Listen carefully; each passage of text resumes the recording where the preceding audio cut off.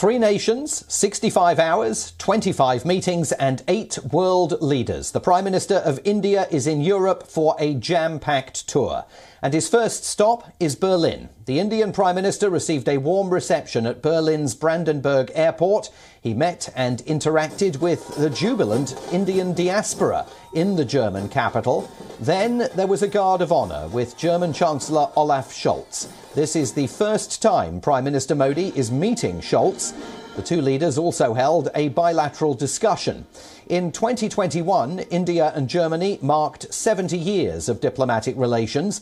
The two nations have been strategic partners since the year 2000.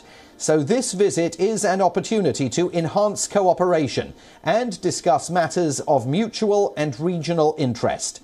The visit comes against the backdrop of Russia's war on Ukraine. From Berlin, the next stop is Copenhagen.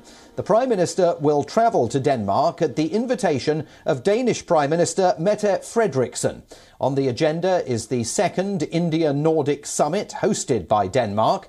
Prime Minister Modi will also interact with other Nordic leaders, including the Prime Ministers of Iceland, Norway, Sweden and Finland.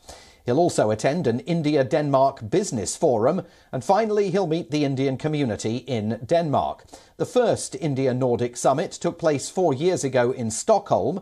This year's event will focus on issues of common interest, including post-pandemic economic recovery, climate change and India-Nordic cooperation in the Arctic. From there, the Prime Minister will fly to Paris for a meeting with recently re-elected French President Emmanuel Macron.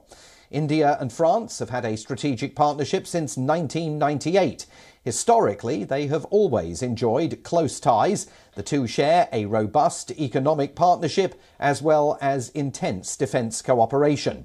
Prime Minister Modi's Europe trip highlights the growing importance of India-Europe ties, and with a war on its border, engagement between Europe and India has increased.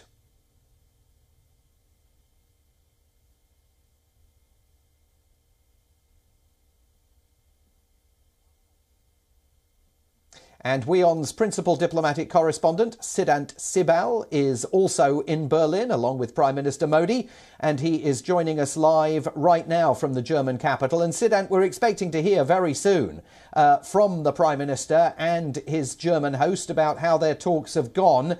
Any indications coming from either side about how conversations have ensued today in Berlin? In a short while from now, there will be a press statement by both the leaders, the Indian Prime Minister Narendra Modi and the German Chancellor. And in those press statements, we do expect some kind of word on the areas of conversation. But so far, of course, we know that there are strong indications of focus on renewable energy, on climate change, on hydrogen, on, of course, the worries over Russian invasion of Ukraine, something that, of course, has been dominating concerns in Europe. And Berlin is at the heart of many of these concerns. We know that when it comes to India-Germany relationship, one of the key focus areas have been people-to-people relationship. And on that terms, we do expect on mobility that there can be some kind of announcement. The Indian side will be keen that more Indians come to Germany, especially for higher studies. And we have been speaking to a number of Indians here in Berlin, many of them students who want to make a life here in Germany. So is there a relaxation when it comes to the visa norm on the anvil is something that we will have to wait for. But it is a G7 invite that is given that Germany is going to extend to the Indian side, the Indian Prime Minister. And Germany is, of course, the chair of the grouping this year. And India has been invited since 2019 regularly. The French were the first in terms of inviting Prime Minister Narendra Modi for the G7 summit. And we do expect not only there is an invitation, but of course as part of conversations there can be future convergences perhaps between the grouping and India. But largely, if you look at this visit, a packed visit not only in Germany but, as you pointed out, also in Denmark and in France. And Siddhant, let's just drill down a bit on the conversations that are inevitably going to occur about the situation in Ukraine. The Prime Minister has come under pressure from President Biden here in the United States, and presumably will also come under pressure from his hosts in Germany, Denmark and Paris to adopt a tougher line towards the Kremlin's military assault on Ukraine. Are we likely to see any change in the language used or in India's position on that?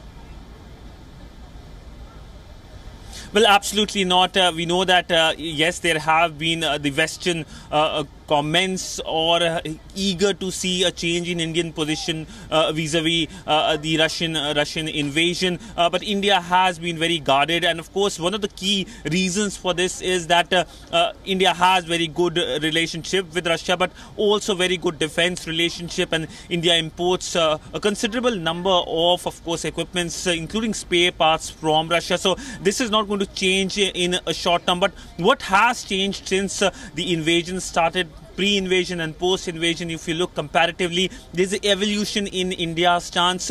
India has called for respect of sovereignty and territorial integrity of countries without, of course, naming Ukraine. That basically means that this invasion is something that India would not like to see happen, or perhaps would like cessation of the violence or the hostilities very soon, something that India has been saying. Also, if you look at India has been condemned what happened in Busha, and of course we also know that this is something that has been welcomed by President Biden, by the Prime Minister of UK, Boris Johnson, who was in Delhi. And there has been an understanding, it looks like, seen from the Western side when it comes to India's position. And of course, India has good relationship not only with Moscow but also with European capitals and with Washington as well.